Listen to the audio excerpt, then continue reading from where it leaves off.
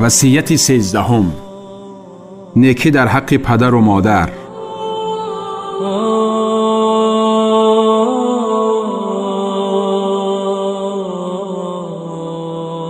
از ابو هریره رضی الله تعالی عنه روایت است که مرد نزد پیغمبر صلی الله علیه و سلم آمد و گفت: ای پیغمبر خدا، کدام انسان سزاوارتر است که نیک با او مناسبت نمایم؟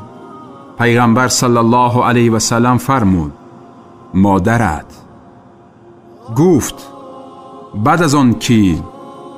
پیغمبر صلی الله علیه و سلم فرمود: بعد از آن مادرت.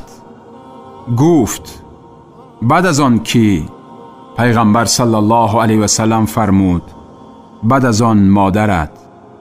آن مرد گفت: بعد از آن کی؟ پیغمبر صلی الله علیه و سلم فرمود: بعد از آن پدرت. روایت بخاری و مسلم.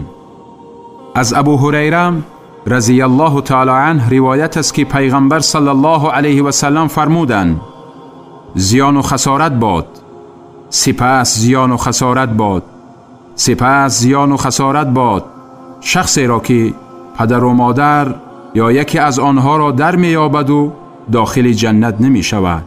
یعنی خدمت و رضای پدر و مادر سبب داخل شدن به جنت است.